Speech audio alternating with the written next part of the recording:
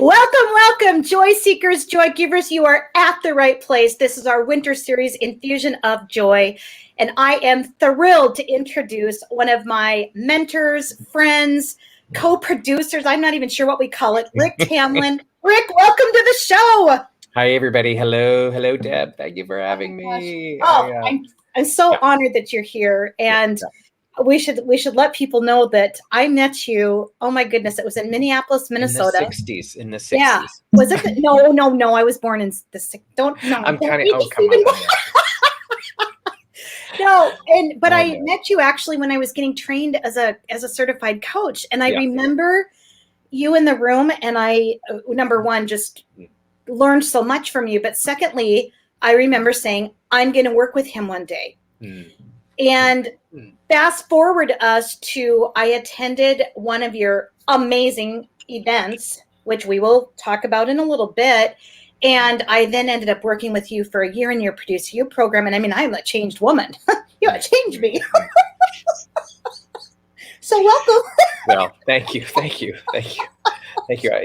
of all, to be acknowledged like that is always so I my philosophy, it takes two to tango. So yeah, you came into my world and I was a bit of a guide, but man, you were a seasoned, committed human, right? And you are, I've watched you, and you have put your work into the world, and you've been not shy one iota about putting your philosophy and your beliefs, and because that's how it works. Put it out there, attract the right people, not all the people, the right people. We know how that works, everybody. So yeah, absolutely. So congratulations, Deb, to all the good work. Thanks, and thanks again to you. I just believe that you've been a huge component. So let's go back a little bit to Rick is discovering who Rick wants to be, and what maybe you are still discovering. How many more decades do I have? And you're discovering, okay, what is this work I want to put into the world? Yeah. And you're in this discovery. Take us back to that place and some of those discovery moments, which ultimately has kind of gotten you to now. Yeah. Well, it's so interesting. That's a great opening question. This might be a leap, everybody, but hang with me here for a second. So I don't have it nearby, but Deb, so I'm going to weird segue into this.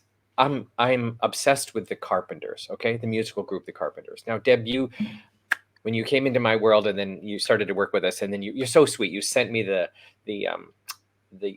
what is it called? The sheet music of We've Only Just Begun, I think. Right. Anyway, why I'm telling this is, so I was 9 years old when I'm going way back. Okay. I'm going to make sure I connect the dot. 9 years old when Close to You came out, the summer of 1970. Anyway, I remember, I don't know why this happened to me, but I said, these people, this music touched me, first of all, but look at the impact they're having. I became fascinated by the broad reach, and how did that happen? And I remember thinking, I don't necessarily want to be a singer or I don't want to be that role necessarily, but I was fascinated by impact. And I've always been fascinated by how do people have a broad impact. And I know that doesn't speak to everybody. Not everybody's interested in that. But that was like a defining moment, because that song went to #1, and then I became fascinated. How does that happen? And what was the distribution of that? And I started to look at A&M. I double clicked on that phenomenon. And I hope that makes sense, but it's now, I'm still fascinated by helping people and be in the space of bigger reach, touch more lives, and some people go, is that like being famous? Maybe. It's not about the fame. Fame might become an outcome from it. But so that was a defining moment. Fast forward, sort of became an actor for many years, did the acting thing. That's about touching more people's lives on a stage, if you will. And then, of course, touching more people's lives on camera. So whatever format I was choosing, the common theme was bigger impact. Yeah. I love this. So and as you're talking about this, what's really coming up for me is that when you speak this place of impact, it's not about a finite thinking of here's the start, here's the stop. It's that infinite thinking. It's infinite thinking, it's correct. infinite thinking. And in that place of infinite thinking, there's not, I mean, how many of us still listen to the Carpenters today? It didn't go away. People are still listening to, people are still singing those songs. You even hear it on like American Idol or something once in a while. Like this is right. They didn't go. Like there's a residual impact, right? Yeah. Right. And what I love about what you're talking about too, it's not just this idea of it, that it's like, okay, now go do it. You're not just saying to people, think about it. You're saying move from the thinking to the doing. Yeah. And that's where I feel like you have this like ability to just say, people, hello, full on permission, friends. Just go out and do it. And do it. So related to the, well, let me just bounce on that for 1 second. I'll bounce off of the Carpenters story. I know it sounds weird, but they're very influential. So, you know, this is the late 60s, early 70s. Their music is like the opposite of what's happening. So this is a tip for your listeners out there. Be countercultural. They were countercultural. They were the opposite sound that was happening. And they were told in Hollywood, this is trash. You're dreck. This will never go anywhere, right? They just stayed in their lane, you know, started to create a sound, and, you know, and Herb Alpert finds it. We all know the kind of the outcome of that. But the staying with it is like, and Deb, you're a model for this for me. You stay with it. You do this show, you know, and you don't get caught in the, what are the numbers? How many people are listening? I mean, that's always part of the game, but like your commitment to the message wins the day, right? And your joy message, which I want to talk about in a minute. I do have an opinion on the joy thing that's going on in the world. So, you know, you want me to go there, but of course we have an opinion. We'll get to the joy. We'll get to that joy. Get to the joy part.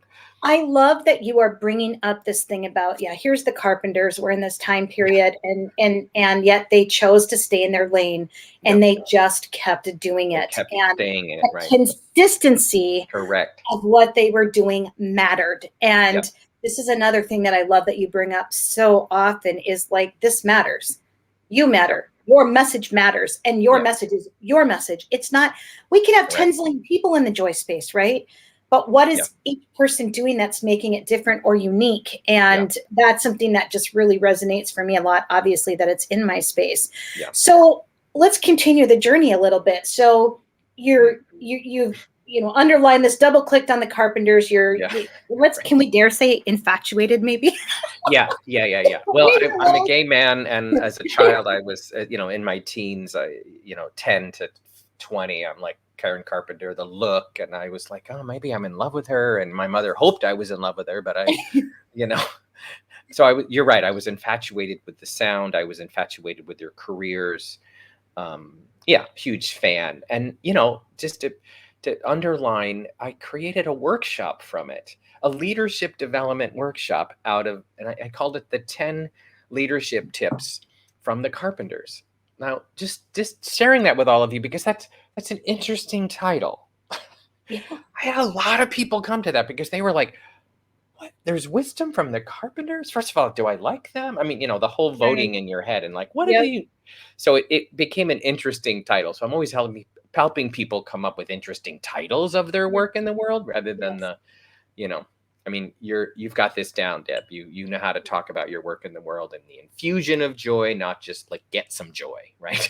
Right. Well, and the broader invitation, of course, to everybody watching and getting your wisdom from this is, so what does it look like in their lives, right? Yeah, exactly. You and I may live this world a lot. Other people may just be gravitating towards it or wanting to learn more. And we will get to it, but we definitely want to make sure people are knowing about your 3-day event, because that's really what sparked me. Actually, you know what? Let's just, for 2 seconds, let's just go there. Okay. And maybe we'll come back to it too. But there's this thing I need to let people know about you is that, so you were talking about this workshop with the Carpenters. Yeah. Well, then at some point in here, you developed this 3-day workshop, and it's this, and because of COVID, you had to pivot and you put this thing online, which actually is why I could even attend. Yep. And so I'm sitting there and I'm watching all this and I'm listening to all this wisdom and I'm thinking, oh my gosh, like this is like brilliant stuff. And it activated stuff in me. And this is the thing I want to talk about. You activate things in people. You have a gift of taking things and it just starts activating, and it's like da-ding, da-ding, da-ding, da-ding, da-ding. And that is a gift, Rick. And I really want to acknowledge that in you, because there's a difference between getting up and telling people what to do. And there's the distinction between that person that says stuff and it activates something in you, which empowers it even more, right? Mm-hmm. Well, thank you for that. I'm fascinated by the word activation versus motivation. I make this distinction. People ask me, what do I do? And I sometimes say I'm an activational speaker or an activational trainer or whatever versus a motivational, because motivation is an inside job. Nobody can motivate you, right? Yeah. But what I think the core belief that I have, Deb, that sort of allows me to maybe step into that role, and thank you for receiving it, is that you have creative genius in you, right? You are sitting on and are a wealth of amazingness and creativity and content and ideas and wisdoms, and some borrowed, some your own. Doesn't, like, right? We're swimming in it. And it's sort of sitting there and it wants to go into the world. That's what I believe. This is a little bit Elizabeth Gilbert's big magic kind of moment. It wants to go out there. And some act on it. You being one of these people, here you are. You've created an incredible, online presence, because we all now have the ability to put it out into the world, folks. We have every tool needed. And I hear, sidebar moment, I hear, oh, it's so overwhelming. I go, no, it's so amazingly profound that we get to make movies and podcasts, and isn't that great? Yeah. You know what I mean? Like, oh my God. We can all be an actor. We can all be, we can all, right? We can all right do here. it. Thank you, technology world. And people get overwhelmed. I'm like, well, oh my God, don't make this so hard. So this point I'm making is to be in the conversation is sort of the doorway into the activation. So Produce You, the event, is a 3-day guided conversation of what is your, I don't even want to say your thing. What's the thing now? Because that's the other thing. People get to, what's my thing for my whole life? I go, oh my good God. No, how about this week? Yeah. They think there's a thing rather than we're creative geniuses and we have a million things to create. Yeah, we have to focus. This winter series you've created is a focused period of time with a name and an experience and a show with the technology. You've given it a frame for now. Yeah, absolutely. And it'll either kind of grab your, and this is the key, it'll keep grabbing your imagination until it doesn't. And then it wants to go to a different form. So if it's got your imagination, stay with it versus it's not working. I'm always telling people, does your imagination still have this? Great, then stay with it. Don't let that nobody's watching shut it down. Yeah, absolutely. Right. I love that. And Joss is getting the details in the comments for everybody so we can get you to this event. And one thing I want to say about this too is that what I love about it is this is not like sitting in a Zoom room. This is not. No, yeah, this is really you are clear. Like in a studio. You can see the wall has the people there, so we can, and you can actually interact with it. It's so fun. Can we talk about that they get a fun little packet in the mail? Yeah. There's a box. Oh, I don't have it in front of me. We just got them yesterday. Everybody gets a box in the mail. We're going to use the stuff in the box. It's not just sort of wasted stuff. It's all, Can I show one thing that was in the box that I have used forever in a day? Sure. I don't know if we're sending it again, but in my first box, I got this nice, awesome little. Okay, can I call it a paddle? Yeah. What did we decide we're calling it? Now I call it a magic board. A magic board. Okay, so I got my first because we weren't sure what to call them at the first one. Because I know, right? What is this? Because it's like, because you hold it up, like you think of a ping pong pad, right? Yeah, well, exactly. Okay, exactly. Right? So anyway, the magic board, it actually comes, you have dry erase markers. And so you've got to visualize hundreds of people, like when the people are like, everybody's holding up what they're thinking or what they're doing. It is so powerful because we are connected and there is an intimacy that gets created in this space. And I'm not going to show all the other things, but when you open the pack, you're just like, oh my gosh, this is awesome. Like, and it all ties into the event and it gets integrated. And you're kind of naming one of my most favorite things is to design this thing. It's one of my, like, I'm in the sort of final phase of the April one right now, and the opening and the through line and what is the theme of each day and the exercises and the guest speakers and the, right. It's a show. I will say, I want to share, you're nice to talk about this event. I want to tell everybody who's watching, the theme of this one. Yes. And it might, I like to use the word activate rather than trigger. Can we kind of hang with activate? Yes. Like, versus trigger is like, oh, activate is like, oh, activate kind of pulls me in, trigger sends me out, by the way. That's the distinction when I offer that. So this word might actually, hopefully, activate versus trigger. So the theme is, it's your show. It's your show. And here's what show stands for: seen, heard, outed, and wanted. Mm.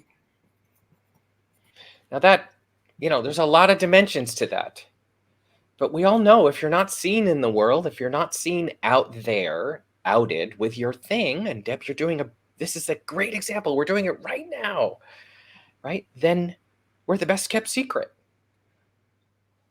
So we are going to underline the word star a bit more, the healthy side of star, not the shadow side of star. Because people are hiring or want to work with you. Right. And that's what I help people in the heart-centered space, and coaches and trainers and healthcare Well, so many, like, as you're even saying that, there's recently been 3 individuals I've talked to about your 3-day program. And these are individuals that one of them works with activity directors in nursing homes that are now trying to put on like online curriculum out there for people. Right. And we talk about different immersive spaces that people are doing now, because, of course, with all the technology, so much of this can just come right into people's home. And of course, I love the fact that you came up with something with the acronym, the acronym, the SHOW, because like that's so you anyway. And I just love it. I do the acronym thing sometime. Like, what I also love though is that it integrates the right and left hemispheres of the brain. Yeah, it does. Because it gives you the concrete, but it gives you the creative, and I love that. So this 3-day, I love that we are just we're giving you enough to say you need to be there. And I'm not kidding, friends, like those of you watching that are my friends. And of course, if you already know Rick, you've been following him. That 3-day event literally changed the course of what I was doing in the work that I'm bringing to the world. It really did. And I chose to then continue working with Rick. Some people do, some people don't. Some people may not be ready for that. But even just that 3 days, oh my gosh, I was like, I had a whiteboard filled with ideas. That's the thing, right? Right. And here's what to take and do with that. I can promise you all that you will come out with a bazillion ideas. And then it becomes, you got to hone it down. And what am I putting into the world? And how do I put it into the world? And where do I put it into the world? And, Yes. But you also, I just want to be really clear, everybody, it's the act of creativity creates the strategy. The act of going before will inform the strategy. And there's a lot of world that's in the left brain, and I need to have the perfect strategy, and I need to have, this before this, before this. And I'm a guy that's like, I make it up and I go. Yeah. And, that turned into that. I mean, Produce You wasn't Produce You. It was Bigger Game, the live event 5 years ago. And it renamed itself. And then it got clear what it really wanted to be. And then I got clear what I really wanted to talk about. But be careful of needing clarity before you go. I'm always telling people clarity is very overrated. Commitment pulls me forward, not clarity. Yeah. Clarity is about me. Commitment's about you. Yeah. Well, that was a writer downer. Commitment for the clarity. I probably won't even be able to paraphrase. I'm gonna have to go back and write that down. That was a writer downer. Well, it's just the clarity is like, I need clarity before I go. I hear it all the time. I need to know. I need to be clear. I need to be clear. I say, I don't know. Maybe you let me know when you're clear, because I'm not half the time, right? It's like, it's so true. It's like confidence. Like, oh yeah, let me know when you've got some, because I don't know. Well, and what I love is that when you show up as you are, that's what people want anyway. That's what they want anyway. It's who's perfect anyway. We don't, anybody who knows people who are perfect, we have. Well, it's not even real. There's no such thing. But people buy our commitment to them more than the content we deliver to them. Yeah, I love that. And content is great. We need content. There's going to be content in this event. You have good content, Deb. You have concepts around living a joy-filled life. I know you do. You have great concepts and content. Thank you. Now, we mentioned this play your bigger game. We have to I want to let people know, because there's probably people on here that have no clue that you wrote play your bigger game, right? And this is actually what drew me even more to your work. Because as I read this and actually played the concepts in this book, which you also help us out with these nice little cheat sheets, talk to us about writing that and sort of because there's stuff in that that's going to apply forever and ever and ever in a day. Yeah, the bigger game, in the land of messaging and marketing, it's like, have I created too much distinctions, like produce you and bigger game? Here's the thing, they all overlap. It's all the same philosophy, everybody. But I want to give credit where credit is due. So I have been a part of the Coaches Training Institute, which is now the Coactive Training Institute, for almost 30 years, and feel very blessed and honored to have been an early adopter in that coach training school's early years. And an amazing three people, Karen Henry and Laura Whitworth is the one I want to underline here. Laura Whitworth and I, after a number of years of working together inside CTI, we started to talk about what was having our coach, what was the distinguishing qualities and energy and philosophies of our more successful coaching clients than others. Like, we double clicked on what's having some really move forward faster than others sort of struggle and suffer, and right? The simple answer, and Laura came up with this language, so I want to really honor her, was somebody who was up to something bigger in their life than they knew how to get done. You could say a big project, you could say a big difference, you could say a big impact. Those were the ones who were taking better care of themselves, were more interested in learning about themselves, read more books, took a deeper dive into the human condition, asked for help more, and ironically actually made more money most of the time. So that became the terminology, play a bigger game. And then we decided, and I remember sitting in her living room together going, okay, what are the elements of what it means to play a bigger game? And we came up with these words. These are not that sexy. They're normal. You all know these words, right? We turned it into a game board so it feels like a game. You all know gamification is very in these days. Have it be playful. It's a tic-tac-toe board. I'm not going to go through these. These are in the book. It's also online, ricktamlyn.com. You can download this whole thing. It's all there for free. But it's the terminology and the way to think about life, if you will, on a grander scale. Right? And again, just to name a couple: compelling purpose. It doesn't say life purpose. I don't know what my life purpose is, but I know what what I'm compelled by this month, this year, this period in my life. Compelling is what am I compelled by now? Right? And I could go around the squares here, but the way to think about it is you're somewhere on this game board in life all the time. And here's the big philosophical underpinning of this. Confusion and chaos is because I don't know what's going on. This board gives me an indicator of what's going on. Oh, I'm overwhelmed. Oh, that's a comfort zone I do a lot. I do a lot of overwhelm. You know what we need to do? I need to call my coach, ally, and sort of talk about my overwhelmness and get support. And by the way, then I'm going to take a bold action and go to the gym, because it actually releases more endorphins in my brain and brings more joy into my life. So as a very simple example of using the game board as the doorway in. And one more plug for this model. It's a great team, quote unquote, team building. They don't like that word anymore out there in the corporate space.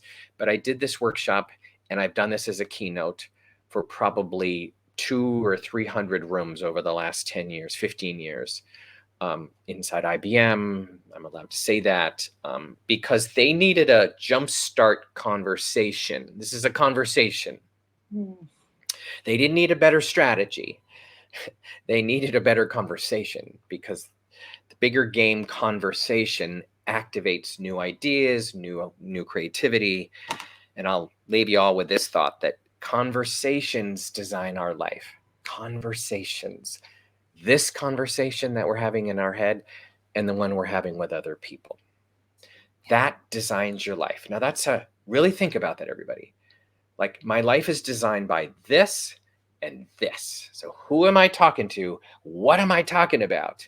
Because my life goes in the direction of the words and the thoughts I have. I know most of you know that, but we need to be reminded of that over and over and over again. Yeah, I just almost want to double click on that again, because for some reason, when you actually did design by this and by this, I actually it put it into different context for me. Yeah. I think about who I'm listening to, who I'm talking to, and what I'm creating, but thinking about it as actually pointing to this physical piece, actually even right? Yeah. Because it makes us think about it in a different way. And one of the things I loved about, I've got my game board. I actually keep this right next to my computer. Yeah, me too. Because what I notice is that even if I get a moment, let's just call it a moment of stuckness. Okay, that's what I call it, a moment of stuckness. Pretty normal, right? Pretty normal, right? Right. I will just look down and I will be like, where am I right now? Yeah. Yeah. And what's next? Where do what will serve me? Where do I need to go, and what will serve me? And what would, it's sort of what's going to get me to that next step, or what's going to move me forward, or what's going to get me off this square. Sometimes it's that. It's not always what I'm going to, but what I'm going away from. Yeah. I'm kind of tired of being in this comfort zone. Yeah. Well, what you're pointing to brilliantly, Deb, is that it kind of handles stuck. And I've even said that in workshops. It's like, because you now understand this concept and you have this game board, you don't ever get to be stuck again. Yeah. You just don't get to be stuck. No. You get to take time off and go for a walk and conversation, but you don't get to go, I'm stuck. Yeah, absolutely. Stuck is made up, by the way. Yes, it is. And, well, my gosh, there's so much we could say about stuck too. I know, right? Like, we could go on and on and on. Now, I am curious. One of the things that I sort of think I know the answer to this, but then I think, well, maybe I don't. But what drives you to keep moving forward? Oh, that's a really good question. There's the altruistic answer, and then there's the selfish answer. I want to be really transparent about this. There's the yes, good work in the world, and I want to make a difference, and that's all very true. I am because, by the way, if I'm not in that space of quote unquote putting energy, philosophy, ideas, words, a new book is coming, like, if I'm not in that creative space, I start to get depressed. I start to cycle down. And I even tell my clients, like the ones who are like, oh, I go, good, put something on the calendar, go lead a class, go do a blog post, go write a chapter of a book that you haven't even decided to write yet, because you cannot experience anxiety and creativity at the same time. So it lowers my anxiety to actually do this work in the world. And that's a good enough reason. It's sort of like, because otherwise I get scared, I get nervous, I get worried, I get, oh my God. And not to get into the psychology of that, but just to name it, a lot of that is inherited. My mom had huge anxiety. She worried about money all the time. Oh my God, the world is falling apart. And can you send me money, Rick? I mean, she just lived in a ball of anxiety. Yeah. And right, we kind of inherit that stuff. We kind of swim in that stuff. I worked with a great therapist to kind of pull that apart and realize that's not mine. However, it lives in my body, because in the first 5 years of life, that energy went in. Doesn't mean it goes away. It still lives there. But I figured out an escape route from my anxiety, and it's called creativity. Oh my gosh, I love this. The escape route. Okay, sorry. Yeah. Well, it's sort of because if I do that video tomorrow, is it okay? The escape route? But it can grab us, right? I mean, the world is in a state of chaos and anxiety and worry, and oh my God, what's going to happen? Yeah. And I'm just a voice of like, yes, feel that. Just don't fall into that. Yeah. And boy, isn't it just a dance we're in this constant dance of all these things. And this is why I love so much the work you're doing is, number one, I think you have a good, you have this gift of normalizing things for people. So they, once you start getting behind the curtain, you start seeing that. And also, there's also this is follow me on this little vision for a second. Sure, I love the little. There's this piece of you that's like, okay, we're going to go behind the curtain, but then there's this other piece of you that's like, the show must go on. The curtain is opening. Get on the stage now. Yes, I love that. Right? It's so true. It's you. It's you. No, that's so true. It's like there's a show to do, people. Yeah. It's and it's not a show off, it's a show out. I make this distinction, right? Yeah. And be responsible with my impact, and point people in a new direction, but also tell the truth about what's going on behind the curtain. I mean, that's the that's the rather than the, to your point, sort of the perfect polished, right? And in this, there's something really significant about the real and the raw. Yeah. Because so many times everything, I was just thinking about this the other day, looking at all these filters on social media. It's like, why do we try so much to not do who we are right now, or what we look like without a bunch of makeup, or a bunch of, right? Like a lot of those different type of things. It's just very, very fascinating. So just one more thing. I just want to say, we're terrified of being judged. I mean, I just really, honestly, I don't know how to fix this. I don't protest I don't have any major wisdom other than just to name it. I mean, we are a world that now can see everything all the time, everywhere, and we have reality shows that go behind the curtain, and we don't know if it's real anymore, and then we something happens in the culture, and we all vote, and the only thing not the only thing, the primary thing I'm telling people is, do I shut down? Do I just put it all off, turn it all off, because of all the worry that I'm going to be judged?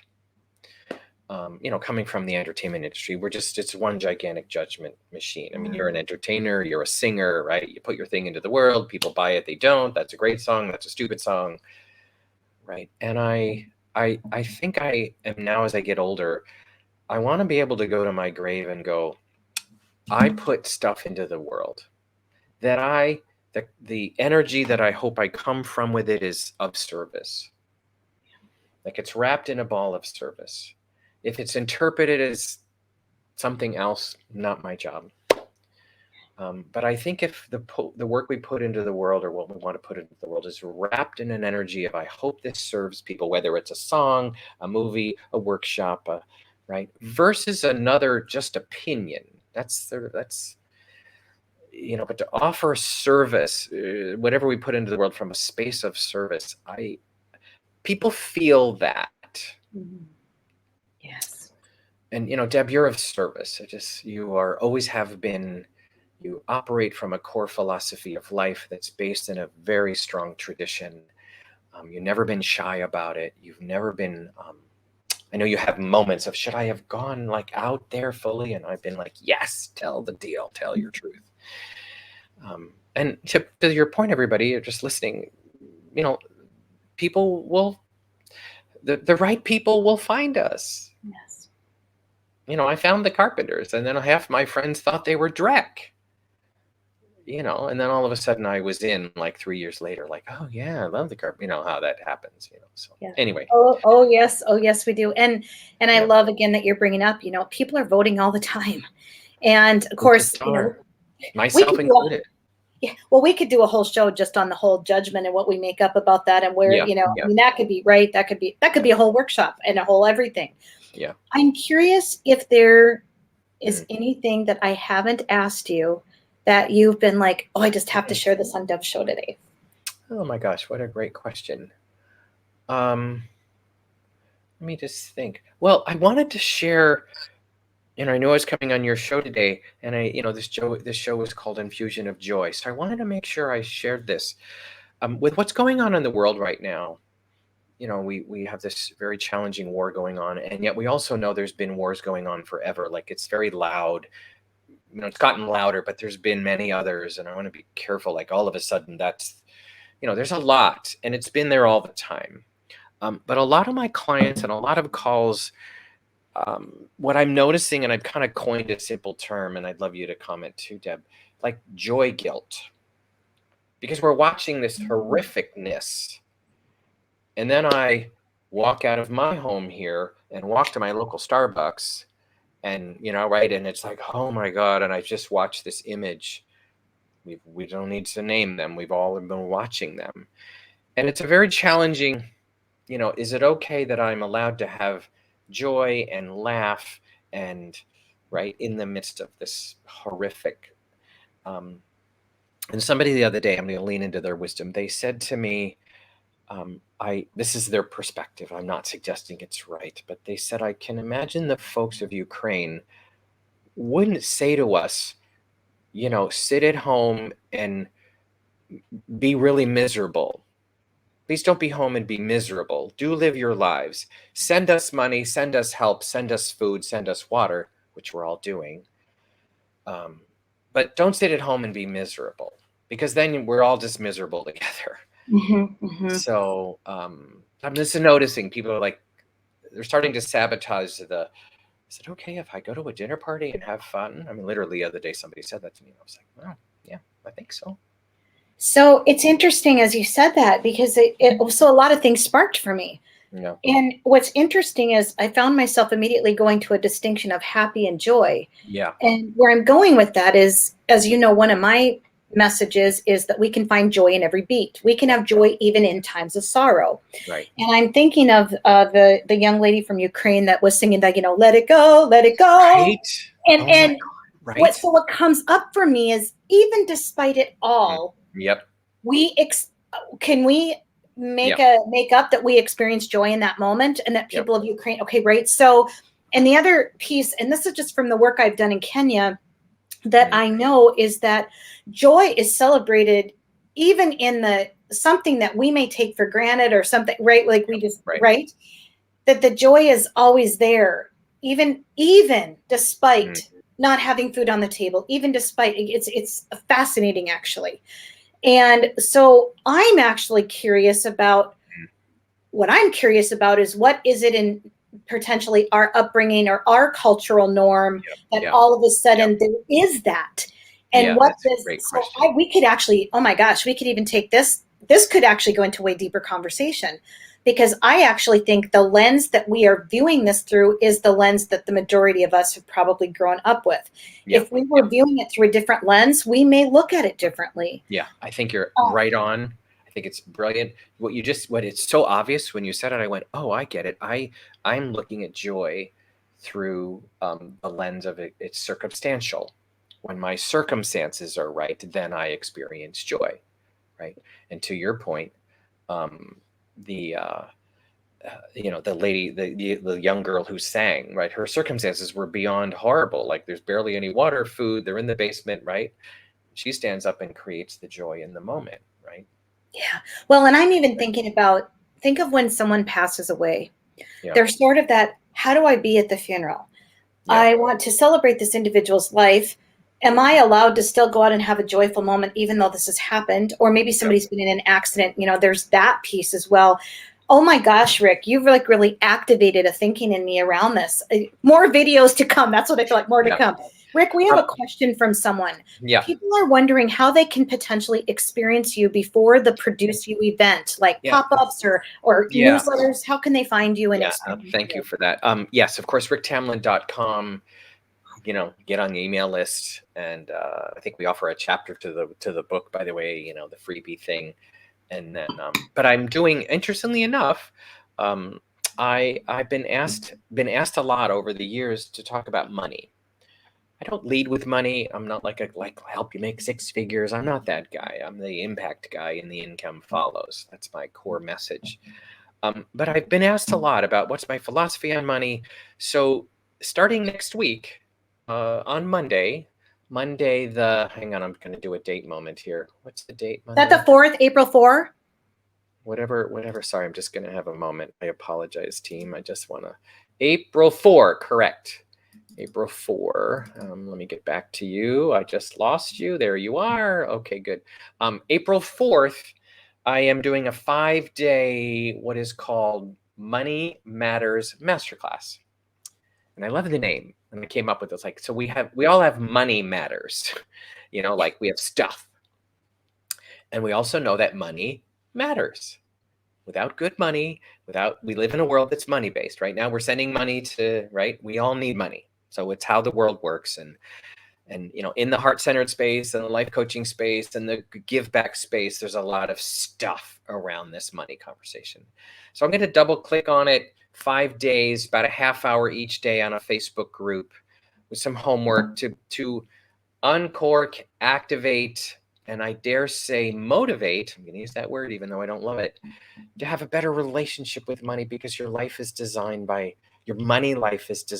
by your relationship with money. Right. Yeah. So Absolutely. that's something I'm doing next week, 5 days in a row. And here's y'all know, well, if you don't know, I'm going to tell you, I love doing these kinds of things because you know what it has me do is learn. So I make up the name and then I start to go think about it. I don't have all the content figured out next week, but it's having me look. It's having me be aware. It's having me read an article. I pulled out a book this morning that went, oh yeah, there's that money book that I read 10 years ago. What's the wisdom inside of that?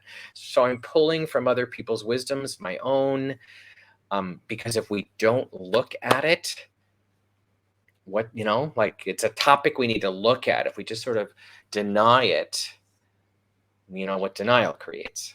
Yes. So yes, that's something that's happening next week. So we also got a comment from someone, Rick, on great conversation about how grief and joy are not mutually exclusive. So great insight from another wisdom person. We did put the Money Matters Master class in the chat so people can register.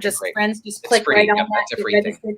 It's like free to attend. You get to experience even more of Rick.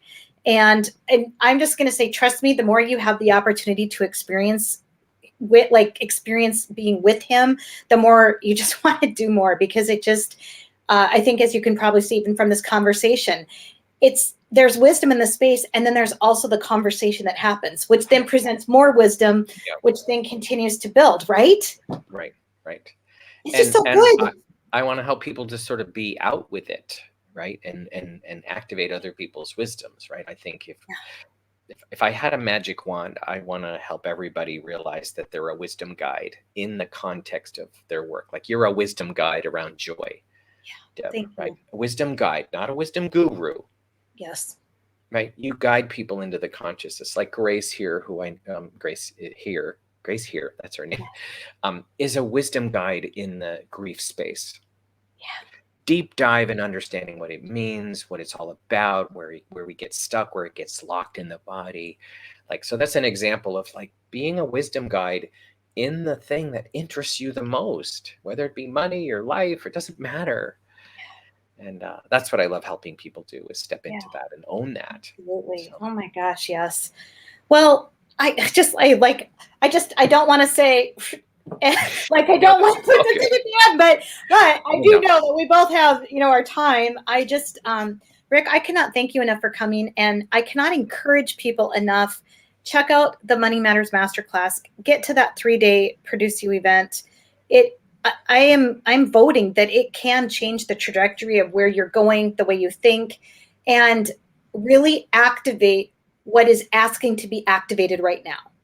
And we know that the right people show up. And if you're listening to this and sometimes I get the hair on my arm, sometimes, right? You know what I'm talking about, right? Yeah, there's there's something. And I think that for those of you that are debating, or should I go to something do you have the desire to create something? Yeah. And I mean, beyond bread, although that might be your thing. Hey, oh my gosh, are you kidding? We used to run shows on PBS all about baking bread. That was a big deal. I know, right? I love that. It's also people building cabins in the middle of Alaska. So I mean, yeah, no, you've done I love your story, Deb. It's remarkable, right? You've lived 6 lives. This is your 4th time around. I know, but I want 10 more times around at least. I know, don't you though? I know. I'll be when I'm old and oh no, I didn't finish that. I want to finish that. It's funny. My partner and I just said that the other day. He said, I want to end with the sort of the unfinished business. Like I Oh, want to, you know what I I mean? love Like there's that. like, Was that oh, there's Chuck? like, Chuck said that? we both kind of said it's okay to end with unfinished business, but I want to end in hunger. I want to be hungry even till the last Yeah. breath. Oh, I love that. And was that coined by Chuck? He wants to end with unfinished business? No, I just made it up now. That's kind of it's kind of the essence of it. It was the essence of it. I like it. It needs to go somewhere. I'm feeling something around that. Well, no, I am, because I there's this sense. Okay, so we talk about, okay, one more little thing before we go. So the thing is, I know. listen, I know. Okay, but yes, Anne. I mean, let's think about what do most people say. It's like, well, I don't want to have any regrets when I die. I don't want. You know what I'm talking about, right? Oh my and God. If we leave with hunger, it's not about having regrets. Yep. It's about knowing we're just going to keep going until we go to wherever the next is. And I'm just holding up my little thing. I love the concept of leaving unfinished business because I'm hungry for more. It is. And like, what a great way to live. Yeah, it is interesting. The timing of this. Today's my dad's birthday. He's passed on. He would have been 96 today. But he's a guy that didn't. This came out of my own life story. Of he retired and he didn't know where to put his attention, and he died way too early. He died like 72. Like, and no didn't get to the details, but it was like you could feel he was lost. He was the retirement life. Like, oh my God, he was bored out of his mind. And he would call me and go, "Tell me about your life." I could hear in the background because mine is really boring. And I live fully, like Grace just said. Yeah, Grace just said living fully. Okay, I'm going to do one more thing. So for the event, put in the chat, Jocelyn, if you're willing, or Deb, save 50 in the code, SAVE50. So on the registration page of produceyouevent.com, there's a little code box. It's $97 normally. This is the friends and family rate. Deb, friends and family, your friends, we're family, you got friends, we're all friends. Yes, we're all family. $47, 3 days. Promise you, and I hate when people like me say promise you, but I promise you, you will have insight, wisdom, and I'm going to push you to go create something from it out in the world during the event, not just a good idea. We're going to move from good idea to actually delivery. Yes. So, cool. And I mean, where else can you get 3 days of this amazing training for $47? Like it is a gift. It is. Look at all of us are writing save 50. Everybody that knows you save 50.